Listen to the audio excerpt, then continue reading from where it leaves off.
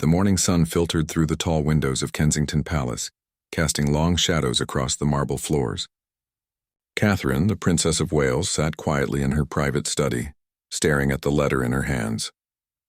Her fingers trembled slightly as she read the words for the third time that morning.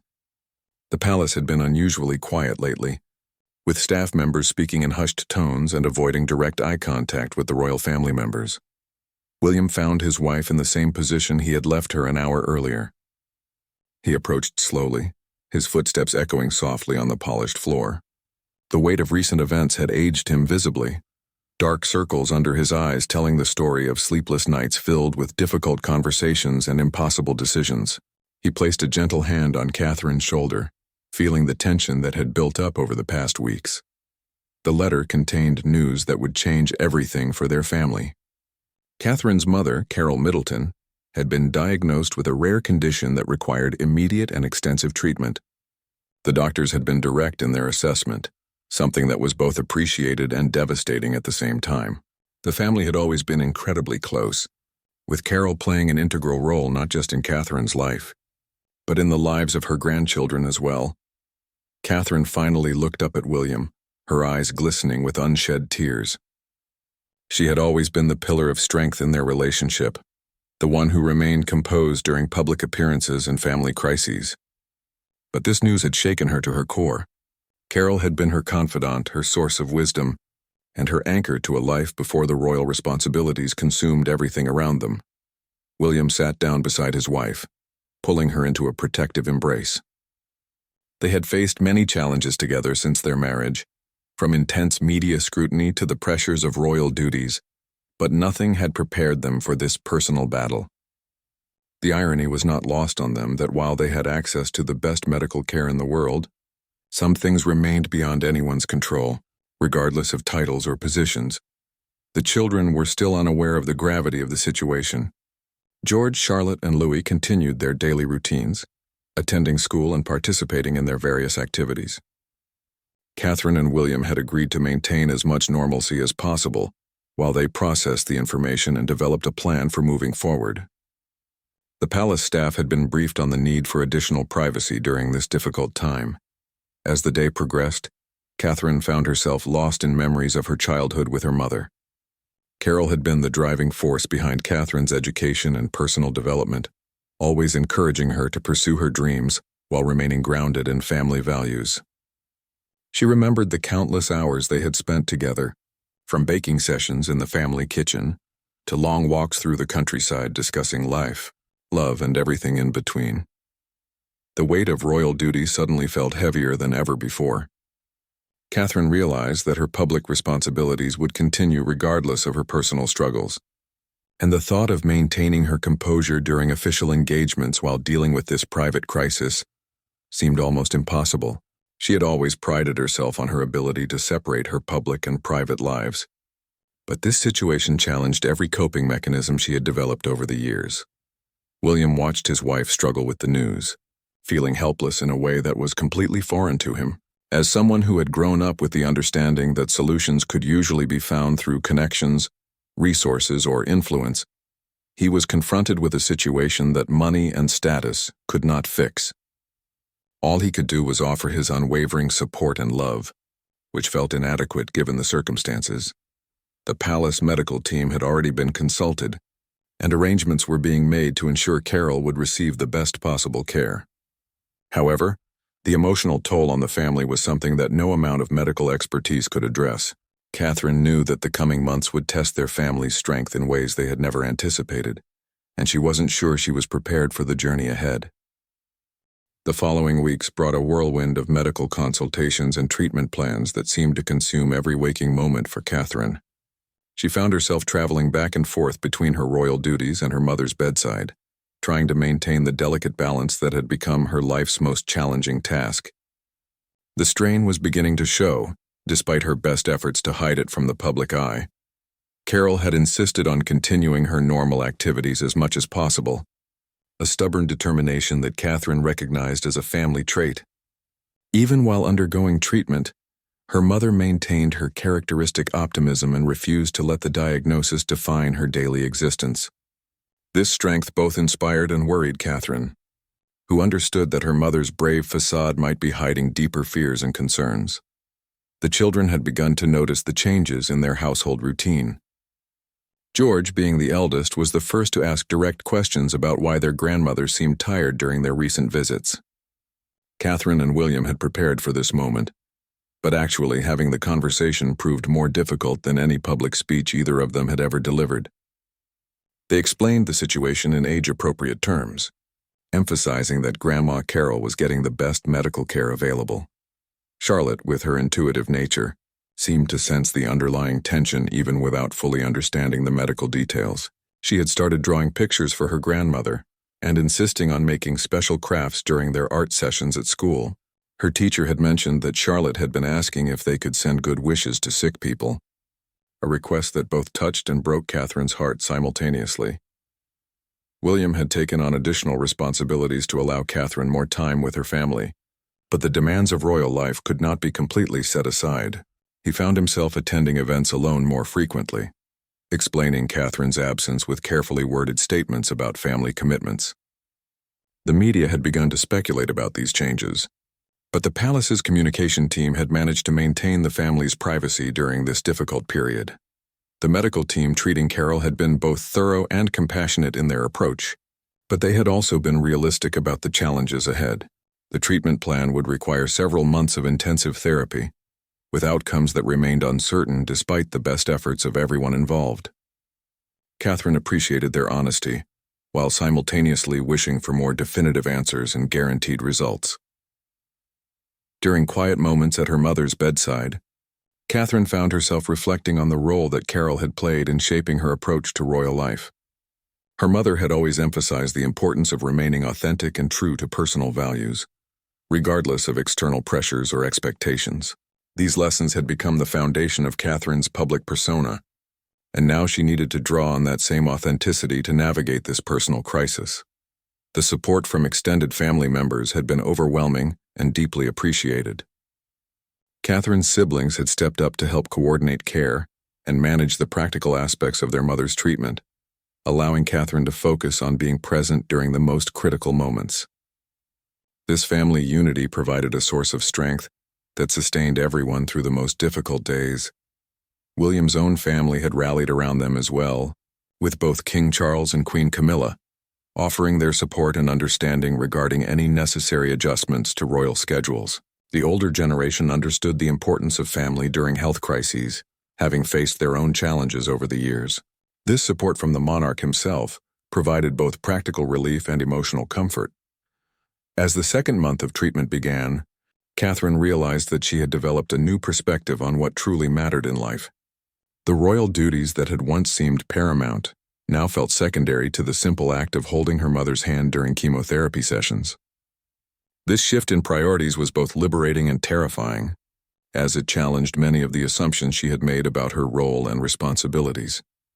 The palace staff had adapted remarkably well to the changing circumstances, with senior members taking on additional responsibilities to ensure that essential functions continued smoothly. Their discretion and dedication during this personal crisis reinforced Catherine's appreciation for the team that supported their family's public and private lives. She made mental notes to properly acknowledge their efforts once the immediate crisis had passed. The turning point came on a rainy Tuesday afternoon when Catherine received a phone call that made her hands shake uncontrollably. The doctor's voice was calm but serious as he explained that Carol's treatment had not been responding as hoped, and they needed to consider more aggressive options. The words seemed to echo in the quiet of her private office, each syllable carrying weight that threatened to crush her carefully maintained composure. Catherine immediately canceled her scheduled engagements for the rest of the week, something she had never done before without a significant royal protocol reason. Her private secretary understood the gravity of the situation and worked quickly to reschedule meetings and appearances without drawing unnecessary attention to the changes. The delicate balance between personal needs and public duties had finally reached a breaking point. When William returned from his own engagements that evening, he found Catherine sitting in their bedroom, still wearing the same clothes from earlier that day. She looked up at him with eyes that reflected a depth of pain he had never seen before, even during their most challenging moments as a couple. Without saying a word, he sat beside her and waited for her to find the strength to share what she had learned. The conversation with the children that night was one of the most difficult experiences either parent had ever faced. They had agreed to be honest while remaining hopeful, but the balance between these two approaches proved nearly impossible to achieve. George asked direct questions that demonstrated his growing maturity, while Charlotte seemed to understand more through intuition than explanation. Louis, being the youngest, simply wanted to know when they could visit Grandma Carol again. Carol herself had taken the news with characteristic grace and determination. When Catherine arrived at the hospital the next morning, she found her mother reviewing treatment options with the same methodical approach she had once used for planning family holidays. This strength was both inspiring and heartbreaking, as Catherine realized that her mother was preparing for every possible outcome while maintaining hope for the best result. The media had begun to notice Catherine's reduced public appearances, and speculation was growing about the reasons behind the changes. The palace communication team was working overtime to manage inquiries without revealing private family information. Catherine felt the additional pressure of knowing that their personal crisis could become public at any moment, adding another layer of stress to an already overwhelming situation. William had arranged for additional security and privacy measures to protect the family during this vulnerable time. He understood that Catherine needed space to process her emotions without the constant awareness of potential public scrutiny. The children's routines were maintained as much as possible, but even they were beginning to sense the underlying tension that had settled over their household like a heavy blanket. During one particularly difficult evening, Catherine found herself questioning whether she had made the right choices in her life. The demands of royal duty had consumed so much of her time and energy over the years, and now she wondered if she had missed precious moments with her mother, while fulfilling obligations that suddenly seemed less important than they once had. These doubts created an internal conflict that was as painful as the external crisis they were facing. The medical team had introduced Catherine to other families facing similar challenges, hoping that shared experiences might provide comfort and practical advice. These conversations were both helpful and devastating, as they provided realistic perspectives on what lay ahead, while confirming Catherine's worst fears about the uncertain nature of her mother's prognosis. The strength of other families inspired her, but their stories also highlighted the potential for loss. Carol had started writing letters to her grandchildren, a project that she approached with careful thought and planning. She wanted to leave them with words of wisdom and love that they could treasure, regardless of what happened in the coming months. Catherine discovered these letters by accident and spent an entire afternoon crying in her car after reading the draft intended for George, which spoke about growing up to be a good leader and remembering the importance of family above all else. The palace had quietly arranged for additional support staff to help manage the household during this crisis, but Catherine struggled with accepting help that felt like an admission of her inability to handle everything herself. Her mother had always emphasized self-reliance and strength, qualities that Catherine had internalized so completely that asking for assistance felt like a personal failure rather than a practical necessity during an extraordinary circumstance. The breakthrough moment arrived during Catherine's darkest hour. When she had almost given up hope entirely, Dr. Richardson, the lead specialist treating her mother, called with news about an experimental treatment that had shown promising results in similar cases. The treatment was available at a specialized facility, but it would require Carol to be away from home for an extended period with no guarantee of success. Catherine felt torn between hope and fear as she listened to the detailed explanation of risks and potential benefits. The treatment represented their best chance for a positive outcome, but it also meant weeks of separation during a time when every moment together felt precious. The decision ultimately belonged to Carol, but Catherine knew that her mother would want to discuss every aspect with her family before making such a significant choice. The family meeting that evening was unlike any gathering they had ever held. Carol sat at the head of the dining room table in their family home, surrounded by her children and grandchildren, as they discussed options that would affect everyone's lives in the coming months. The conversation was honest and emotional, with each person sharing their thoughts and feelings about the proposed treatment plan. George surprised everyone by speaking up first, telling his grandmother that she should try anything that might help her get better. His simple, direct approach to the complex situation reminded Catherine of her mother's own straightforward way of handling difficult decisions. Charlotte nodded in agreement with her brother, while Louis simply climbed onto Carol's lap and declared that he wanted his grandma to be happy, regardless of where she needed to go. William had researched the treatment facility extensively and was able to provide practical information about logistics and support systems available to families. His methodical approach helped balance the emotional weight of the decision with factual considerations that needed to be addressed. Catherine felt grateful for his steady presence during a time when her own emotions felt too overwhelming to trust completely. Carol made her decision that night, choosing to pursue the experimental treatment despite the uncertainties involved. She explained that she wanted to explore every possible option, not just for herself but for her family, who deserved to know that nothing had been left untried. Her courage in facing the unknown inspired Catherine while simultaneously terrifying her about the weeks of separation that lay ahead. The logistics of managing royal duties while supporting her mother through intensive treatment seemed impossible at first. But William and the palace staff developed a plan that would allow Catherine to maintain her most essential commitments while spending maximum time at the treatment facility. This arrangement required careful coordination and some creative scheduling, but everyone involved understood the importance of family during this critical time. The children's reactions to their grandmother's departure were heartbreaking and inspiring in equal measure. They had prepared care packages filled with drawings, letters, and small gifts that Carol could open during her treatment sessions. Charlotte had insisted on including a photo of the whole family from their last holiday together, explaining that Grandma Carol needed to remember all the people who loved her while she was away getting better. Catherine's first visit to the treatment facility was both encouraging and overwhelming. The medical staff were clearly experts in their field, and the facility was equipped with the most advanced technology available. However, seeing her mother in the clinical environment, connected to machines and monitors, drove home the seriousness of their situation in a way that previous treatments had not. The other patients and families at the facility provided an unexpected source of support and inspiration. Catherine met people from all walks of life who were facing similar challenges with remarkable strength and optimism. These encounters reminded her that suffering and hope are universal human experiences that transcend social status or public recognition, creating connections based on shared humanity rather than external circumstances. As the treatment progressed, Catherine found herself developing a different relationship with her public responsibilities. She approached her royal duties with renewed appreciation for the platform they provided to support causes related to health and family welfare.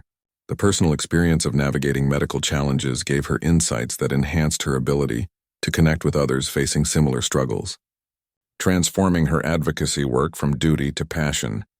The media had begun to piece together the story behind Catherine's modified schedule, but the palace managed to maintain the family's privacy while acknowledging that they were dealing with a personal family matter.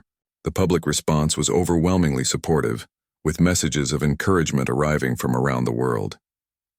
This outpouring of compassion provided unexpected comfort during the most difficult weeks of treatment. The emotional climax came during the 6th week of treatment when Catherine received the call she had been both hoping for and dreading. Dr. Richardson's voice carried a cautious optimism as he explained that the latest test results showed signs of significant improvement. The experimental treatment was working better than anyone had dared to expect, but they needed to continue for several more weeks to ensure the positive trend continued. Catherine found herself crying tears of relief and exhaustion in the hospital corridor, overwhelmed by the roller coaster of emotions she had experienced over the past months. A nurse who had become familiar with their family quietly handed her tissues and offered a kind smile. Understanding that good news could be as emotionally overwhelming as difficult news when someone had been living in a state of constant fear and uncertainty. The call to William was one of the most joyful conversations of their marriage. His own relief was audible across the phone connection as they shared the cautious optimism that had replaced the despair that had shadowed their lives for so long. They agreed to tell the children immediately, knowing that they had been carrying their own worries despite the family's efforts to protect them from the full weight of the situation. Carol's reaction to the positive news was characteristically practical and forward-thinking. While acknowledging her gratitude for the improvement, she immediately began planning for the next phases of treatment and recovery.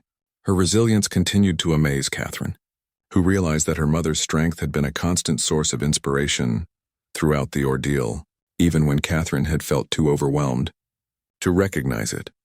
The children's responses to the good news revealed how much they had understood about the seriousness of their grandmother's condition despite their parents' efforts to shield them. George asked specific questions about what the improvement meant for future visits and activities, while Charlotte immediately wanted to make a celebration card. Louis simply announced that he knew Grandma Carol was strong enough to get better because she was the best grandma in the world. As the treatment entered its final phase, Catherine began to contemplate how the experience had changed her perspective on virtually every aspect of her life. The crisis had forced her to confront the difference between what seemed important in the abstract and what actually mattered when everything else was stripped away. This clarity was both liberating and challenging, as it required her to reevaluate priorities she had previously taken for granted. William had watched his wife navigate the crisis with admiration for her strength and dedication to her family. The experience had deepened their partnership in ways that neither had anticipated, as they had learned to support each other through circumstances that tested their emotional limits. Their marriage had emerged stronger from the trial, built on a foundation of shared adversity and mutual support that would serve them well in future challenges. The palace staff had performed exceptionally throughout the crisis, managing both the practical aspects of rescheduled duties and the emotional support needed by the family. Catherine made plans to personally thank each person who had contributed to maintaining their privacy and supporting their family during the most difficult period of their lives. Their professionalism and discretion had allowed the family to focus on what mattered most without worrying about external pressures. Carol had completed her letters to the grandchildren during the final weeks of treatment, but now they represented messages of hope and future plans rather than potential farewells. She had decided to share them with the children as celebration gifts rather than keeping them as emergency communications, transforming documents born from fear into expressions of love and optimism about the years ahead. The gradual return to normal royal duties felt both familiar and strange to Catherine after months of modified responsibilities. She approached her public appearances with renewed energy and authenticity, drawing on her recent experiences to connect more deeply with people facing their own family challenges. The personal growth that had emerged from the crisis enhanced her effectiveness as a public figure in unexpected ways. As they prepared for Carol's final week at the treatment facility, Catherine reflected on the journey that had tested their family's strength and ultimately revealed reserves of love and resilience they hadn't known they possessed. The experience had been devastating and transformative in equal measure, leaving them forever changed but also more grateful for the time they had together and the support they had discovered in unexpected places. The homecoming scene was everything Catherine had dreamed of during the darkest moments of the past months. Carol walked through the front door of her family home under her own power, looking tired but unmistakably herself again. The children had decorated the entire house with welcome home signs and balloons, creating a celebration that filled every room with joy and laughter that had been absent for far too long. Catherine watched from the kitchen doorway as her mother settled into her favorite chair, surrounded by grandchildren who were eager to share everything that had happened during her absence. The simple normalcy of the scene felt miraculous after months of hospital visits and medical consultations. Carol listened to each child's stories with the patient attention that had always made them feel like the most important people in her world. The emotional weight of the moment caught up with Catherine as she realized that they had emerged from the crisis as a stronger, more connected family. The shared experience of facing potential loss had stripped away superficial concerns and revealed what truly mattered to each of them. The children had developed a deeper appreciation for time spent with grandparents, while Catherine and William had learned to balance public duties with private priorities more effectively. William arrived with flowers and a bottle of champagne that had been waiting in their wine cellar for a special occasion worthy of celebration. As he embraced Carol and saw the color that had returned to her cheeks, he felt a profound gratitude for the medical team that had guided them through the treatment process.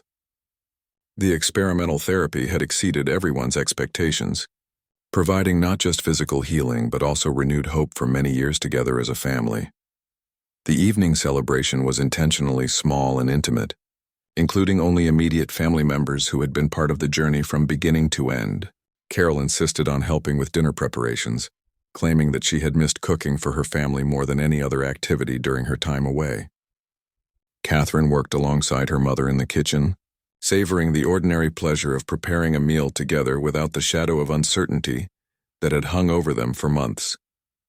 During dinner, Carol shared stories from the treatment facility that revealed her characteristic ability to find humor and humanity in even the most challenging circumstances. She had befriended other patients and their families, creating a support network that would continue beyond their shared medical experience. Her accounts of these relationships reminded Catherine of her mother's lifelong gift for connecting with people from all backgrounds and circumstances. The children presented their grandmother with a scrapbook they had created during her absence, filled with photos, drawings, and written memories of their favorite times together. Each page represented their hope for future adventures and their determination to make the most of every opportunity to spend time together. Carol's emotional response to their gift moved everyone at the table to tears of joy rather than sorrow for the first time in months. As the evening wound down, Catherine found herself alone with her mother for the first time since the crisis began. They talked about the experience with the honesty that had always characterized their relationship, acknowledging both the fear they had felt and the strength they had discovered. Carol thanked Catherine for the sacrifices she had made to provide support during treatment, while Catherine expressed gratitude for the example of courage and grace her mother had demonstrated throughout the ordeal.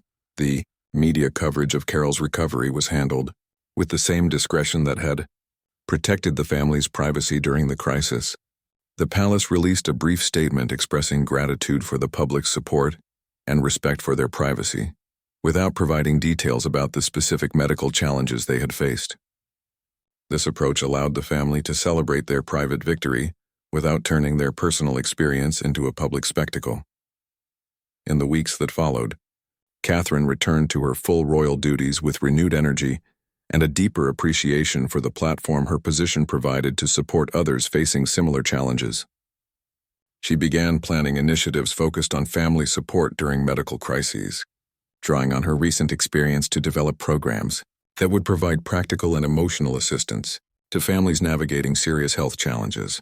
The experience had taught everyone in the family valuable lessons about resilience, the importance of hope during difficult times, and the power of love to sustain people through their darkest moments. As Catherine tucked her children into bed that first night after their grandmother's homecoming, she felt a peace and contentment that had been absent from their household for far too long. The crisis had ended, but its lessons would continue to influence their family's priorities and relationships for years to come. The heartbreaking goodbye they had all feared would be necessary had been transformed into a joyful reunion that none of them would ever forget. The tears that had been shed throughout their journey were finally tears of gratitude and relief, marking the end of one chapter and the beginning of a new one, filled with appreciation for each ordinary day they could spend together as a complete and healthy family once again.